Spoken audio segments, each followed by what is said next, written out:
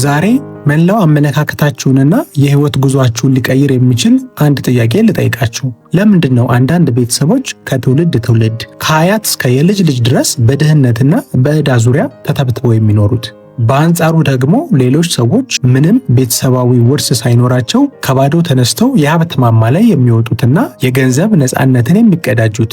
ድህነት የዘር ማስተላለፊያ ጄኔቲክስ ነው ወይስ ፈጣሪ በአንዳንዶች ላይ የፈረደው የህይወት ዕጣ ፈንታ? እውነታው ይህ አይደለም። ድህነት ከፈጣሪ የተሰጠ ዕጣ ፈንታ ሳይሆን አብዛኛውን ጊዜ የገንዘብ ህጎችን ካለማወቅ የሚመጣ ውጤት ነው። አያቶቻችን ለወላጆቻችን ያስተላለፉት፣ ወላጆቻችን ደግሞ ለእኛ ያስተማሩን ስለ ገንዘብ ያለን አስተሳሰብ እንጂ የገንዘብ እጥረት አይደለም የድህነት አዙሪት ውስጥ የከተተን። ትምህርት ቤት ውስጥ ሂሳብና ሳይንስ እንማራለን። ነገር ግን እንዴት ገንዘብ ማግኘት፣ ማስተዳደርና ማባዛት እንዳለብን ማንም አያስተምረንም። ለዚህም ነው ብዙ ሰዎች ጠዋት ወጥተው ማታ እየገቡ ዕድሜ ልካቸውን ቢሰሩም ህይወታቸው አንድ ስንዝር እንኳን ወደፊት የማይሄደው። እንኳን ወደ ሊው ቼንጅ በሰላም መጣችሁልን። ዛሬ የምንነጋገረው ይህንን ለዘመናት የተተበተበብንን የድህነት አዙሪት ሰብራችሁ የምትወጡበትንና እውነተኛ የገንዘብ ነፃነት ፋይናንሻል ፍሪደም የምትቀዳጁበትን 7 ወርቃማ የገንዘብ ህጎችን ነው። ዛሬ የምንማራቸው ህጎች የዓለማችንን ታላላቅ ቢሊዮነሮች የፈጠሩ የማይናወጡ የፋይናንስ ሚስጥሮች ናቸው። የኪስ ቦርሳችሁንና የህይወት ታሪካችሁን ከስር መሰረቱ ለመቀየር ዝግጁ ከሆናችሁ እስትንፋሳችሁን ሰብስቡና ይህንን ቪዲዮ እስከ መጨረሻው ከኔ ጋር ተከታተሉ። በዚህ ቪዲዮ መጨረሻ ላይም ትልቅ ቁም ነገርን ታገኙበታላችሁ። ወደ 7ቱ የገንዘብ ህጎች ከመግባታችን በፊት የድህነት አዙሪት መስበር ምን ማለት እንደሆነ በተግባር ያሳየንን የአንድ ታላቅ ሰው እጅግ ልብ የሚነካ ታሪክ ላካፍላችሁ። ይህ ታሪክ ዘ ፐርሱት ኦፍ ሃፒነስ በሚል ፊልም የተሰራለት የክሪስ ጋርድነር እውነተኛ የህይወት ታሪክ ነው። በ1980ዎቹ መጀመሪያ ላይ ክሪስ ጋርድነር ምንም አይነት ቋሚ ገቢ ያልነበረው በከባድ ዕዳ የተተበተበና ሚስቱ ጥላው የሄደችው ምስኪን አባት ነበር። የቤት ኪራይ መክፈል ስላቃተው ከቤቱ ተባረረ። ክሪስ ከትንሽ የ2 ዓመት ልጁ ጋር መንገድ ላይ ወደቀ። ማደሪያ ስላጡ ማታ ማታ በባቡር ጣቢያ የህዝብ መጸዳጃ ቤት ውስጥ በሩን ቆልፈው መሬት ላይ ይተኙ ነበር። ክሪስ የድህነትን መራራ ጽዋ እስከ መጨረሻው ጠጥቶታል። ነገር ግን በውስጡ አንድ የማይጠፋ ብርሃን ነበረው። ይህ ድህነት በእኔ ማብቃት አለበት፣ ልጄ ይህንን ህይወት ሊወርስ አይገባም የሚል ጽኑ ውሳኔ ወስኖ ነበር። አንድ ቀን ክሪስ መንገድ ላይ ሲሄድ አንድ እጅግ በጣም የሚያምር ፌራሪ መኪና ያያል። የመኪናው ባለቤት ቆንጆ ሱፍ የለበሰ ደስተኛና የተረጋጋ ሰው ነበር። ክሪስ ወደ ሰውየው ጠጋ ብሎ 2 ጥያቄዎችን ብቻ ጠየቀው። ይቅርታ፣ ይህንን መኪና ለመግዛት ምን ትሰራለህ እና እንዴት ነው የምትሰራው? አለው። ሰውየውም ፈገግ ብሎ እኔ የስቶክ ማርኬት ደላላ ነኝ፣ ስቶክ ብሮከር ነኝ አለው። ክሪስ በዚያች ቅጽበት አንድ ትልቅ እውነት ተረዳ። ሀብታም ለመሆን የሀብታሞችን ጨዋታና የገንዘብን ህግጋት መማር እንዳለበት ወሰነ። ምንም እንኳን የዩኒቨርሲቲ ዲግሪ ባይኖረውም ያለ ደሞዝ አንፔድ ኢንተርንሺፕ ተቀጥሮ መማር ጀመረ። ማታ መጸዳጃ ቤት እያደረ፣ ቀን ደግሞ ሱፉን ለብሶ የገንዘብ ህግጋትን ያጠና ነበር። ከሌሎች በበለጠ ሰዓት ሰራ። ስለ ገንዘብ አያያዝ፣ ስለ ኢንቨስትመንት አጥብቆ ተማረ። ያ መጸዳጃ ቤት ያድር የነበረው ሰው የገንዘብ ህግጋትን ተረድቶ በተግባር በመዋሉ ከጥቂት ዓመታት በኋላ የራሱን የኢንቨስትመንት ካምፓኒ ከፈተ። ዛሬ ክሪስ ጋርድነር በ100 ሚሊዮን ዶላሮች የሚቆጠር ሀብት ያለው ቢሊዮነር ነው። የድህነት አዙሪትን ሰብሮ ለልጁ ታላቅ የሀብት መሰረት ጥሏል። ወዳጆቼ፣ ከዚህ ታሪክ የምንማረው ትልቅ እውነት አለ። የቱንም ያህል ጥልቅ ጉድጓድ ውስጥ ብትሆኑ የገንዘብ ህጎችን ከተረዳችሁ መውጣት ትችላላችሁ። ክሪስ ጋርድነር ከባቡር ጣቢያ መጸዳጃ ቤት ወደ ቢሊዮነርነት ያወጣው ጠንክሮ መስራት ብቻ አልነበረም፣ ስለ ገንዘብ ያገኘው አዲስ ዕውቀትና ህግ እንጂ። ታዲያ እኛስ ይህንን አዙሪት እንዴት እንስበረው? የክሪስን ህይወት የቀየሩ እናንተንም ከድህነት ነፃ የሚያወጡ 7 ጥልቅና ዝርዝር የገንዘብ ህጎችን አሁን በዚህ ቪዲዮ ነግራችኋለሁ። ከእናንተ የሚጠበቀው 7ቱን የገንዘብ ህጎች ተረድቶ በህይወታችሁ ላይ ተግባራዊ ማድረግ ነው። በተለይ 6ኛውና 7ኛው ህጎች በጣም አስፈላጊ ስለሆኑ ቪዲዮውን እስከ መጨረሻው መከታተላችሁን አትርሱ። የድህነት አዙሪትን የሚሰብሩ 7 የገንዘብ ህጎችና ማድረግ ያለባችሁ እርምጃዎች። አንደኛውና የሀብት ሙሉ መሰረት የሆነው የመጀመሪያው ህግ በመጀመሪያ ለራስህ ክፈል፣ ፔይ ዮርሰልፍ ፈርስት የሚለው ህግ ነው። አብዛኛው ሰው ደሞዝ ሲቀበል ወይም ገቢ ሲያገኝ የሚያደርገው ነገር ምንድን ነው? በመጀመሪያ የቤት ኪራይ ይከፍላል፣ ለመብራትና ለውሃ ይከፍላል፣ ለሱቅ ዕዳ ይከፍላል፣ ጫማ ይገዛል። በመጨረሻም የተረፈች ነገር ካለች አብዛኛውን ጊዜ ደግሞ ምንም አትተርፍም ለማስቀመጥ ያስባል። ይህ የድሆች የገንዘብ አያያዝ ቀመር ነው። በመጀመሪያው ለራስህ ክፈል የሚለው የባቢሎናውያን ጥንታዊ የሀብት ሕግ ግን ገቢ እንዳገኛችሁ ማንም ሰውና ምንም ዕዳ ሳይከፈል ቢያንስ 10 በመቶውን ለራሳችሁ የወደፊት ሕይወት እንድታስቀምጡ ያዛል። እናንተ ከቤት አከራያችሁና ከልብስ ሻጩ በታች አትጠቀሙም። ስለዚህ መጀመሪያ ለራሳችሁ ክፈሉ። ይህንን ሕግ ከዛሬ ጀምሮ ወደ ተግባር ለመቀየር የእናንተ ዝርዝር እርምጃ ይህ ነው። ባንክ ቤት ሂዱና የኤቲኤም ካርድ የሌለው ለማውጣት አስቸጋሪ የሆነ አዲስ የቁጠባ አካውንት ክፈቱ።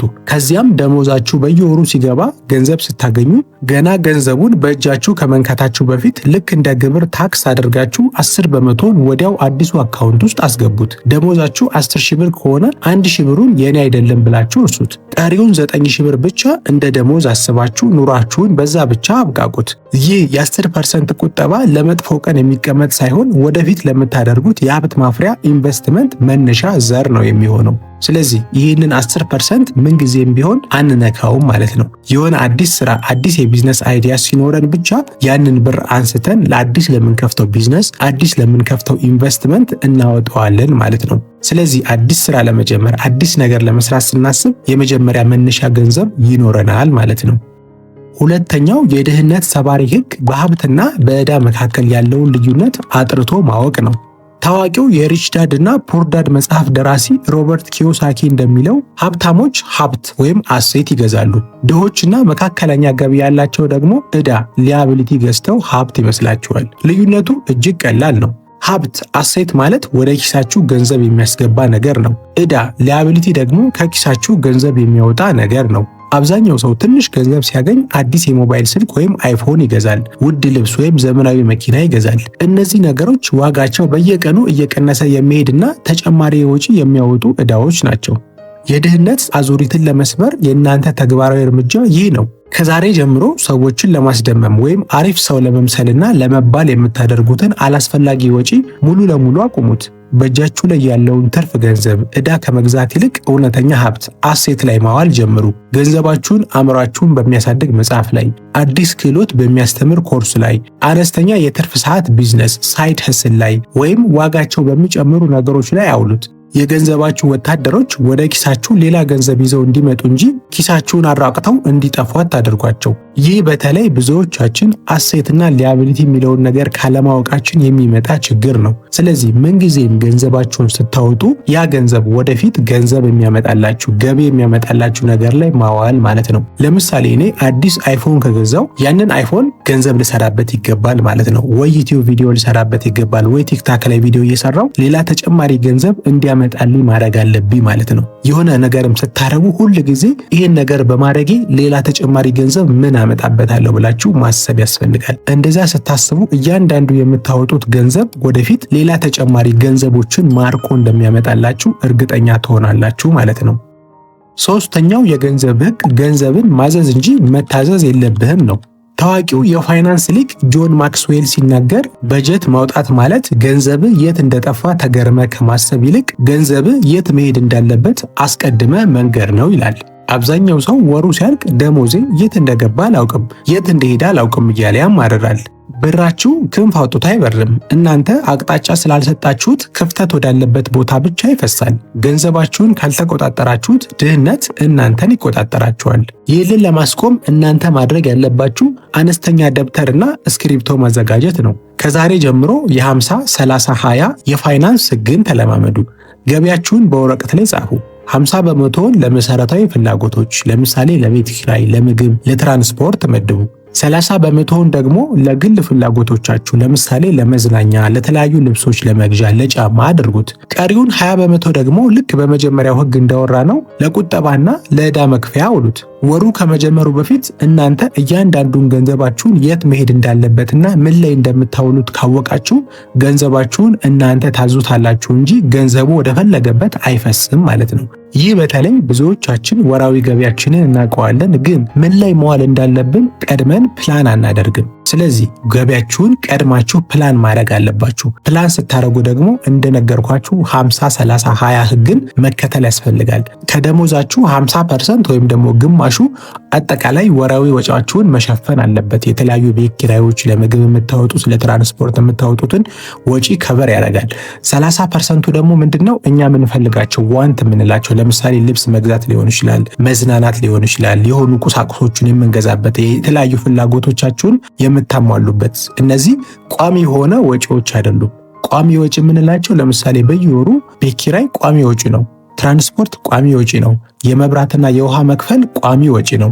ዋንት የምንለው ግን ቋሚ ላይሆን ይችላል። በዚህ ወር ልብስ ከገዛችሁ በቀጣይ ወር ላትገዙ ትችላላችሁ። በዚህ ወር ከተዝናናችሁ የሆነ ቦታ በቀጣይ ወር ላትዝናኑ ትችላላችሁ። ስለዚህ 30%ቱን ለዛ ነገር ታውሉታላችሁ። ቀሪውን 20% ደግሞ መጀመሪያ እንዳልነው 10%ቱን እማትነኩት ገንዘብ ላይ ታውሉታላችሁ፣ ትቆጥቡታላችሁ። 10%ቱን ደግሞ በችግራችሁ ጊዜ ልታወጡት የምትችሉት ቦታ ላይ ታስቀምጡታላችሁ ማለት ነው። ስለዚህ እንዲህ በምታደርጉበት ሰዓት ገንዘባችሁ ቀድሞ የት መሄድ እንዳለበት እናንተ ወስናችሁለታል ማለት ነው። ስለዚህ ገንዘባችሁ ወደ ፈለገው ቦታ እንዲፈስ ማድረግ አትችሉም። እራሱ የተወሰነለት ቦታ ላይ፣ የተገደበለት ቦታ ላይ፣ የታለመለት ዓላማ ላይ ብቻ ማዋል እንችላለን ማለት ነው።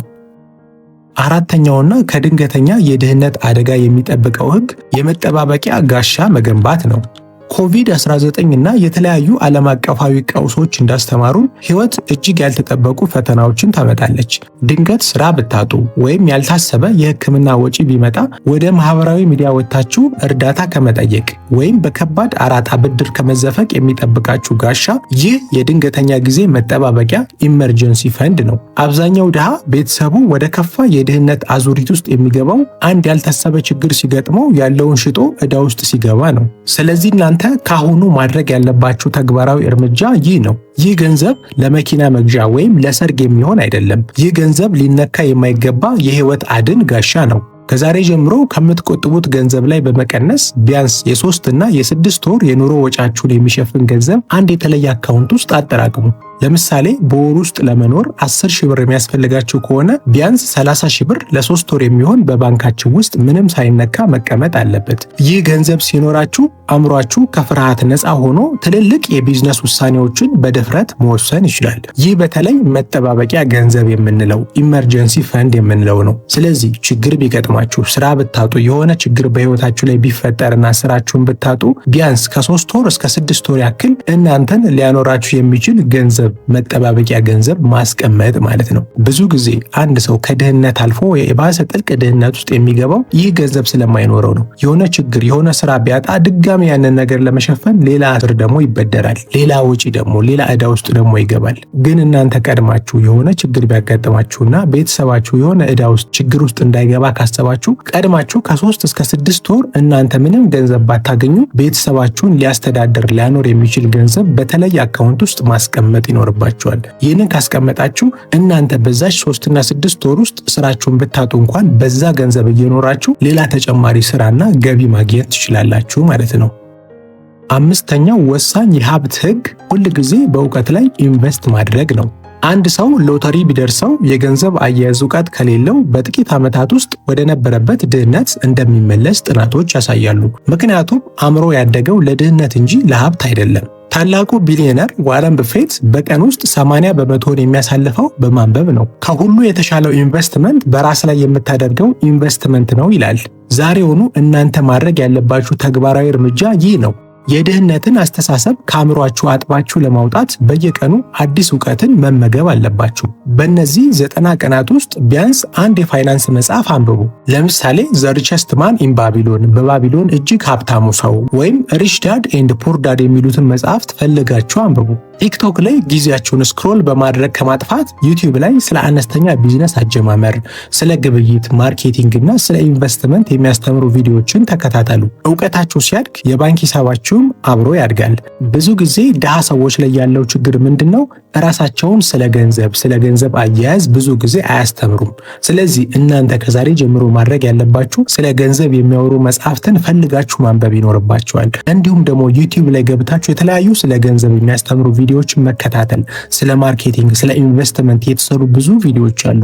ስለዚህ እነሱን ገብታችሁ መከታተል። እንደዛ በምታደርጉበት ሰዓት አእምሯችሁ ስለ ገንዘብ ያለውን አስተሳሰብ፣ አመለካከት እያደገ እየተለወጠ ይሄዳል። እንደዛ በሆነ ቁጥር እናንተም የገንዘብ አያያዛችሁን እያሳደጋችሁና ስለ ገንዘብ በደንብ እያወቃችሁ ትመጣላችሁ። ስለ ገንዘብ ብዙ ባወቃችሁ ቁጥር ደግሞ ሀብታም ከመሆን ማንም የሚያግዳችሁ ሰው አይኖርም ማለት ነው።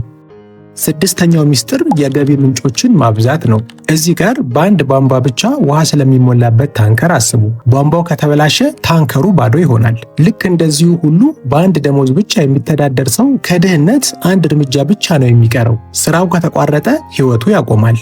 በአማካኝ 1 ሚሊዮነር ቢያንስ 7 የገቢ ምንጮች አሉት ብሎ ሳይንስ ይነግረናል። ስለዚህ ይህንን ለማስተካከል እናንተ ማድረግ ያለባችሁ ተግባራዊ እርምጃ ይህ ነው። ስራችሁን አታቋርጡ። ነገር ግን ከስራችሁ ጎን ለጎን ሌላ የገቢ ምንጭ ሳይድ ሀስል ፍጠሩ። ቅዳሜና እሁድና ያላችሁን ትርፍ ጊዜ ተጠቅማችሁ በኦንላይን የምትሰሩበትን ስራ ፈልጉ። ዲጂታል ማርኬቲንግ፣ ቋንቋ ማስተማር፣ ቪዲዮ ኤዲቲንግ እና በእጃችሁ ያለውን ጥበብ ወደ ገንዘብ ቀይሩ።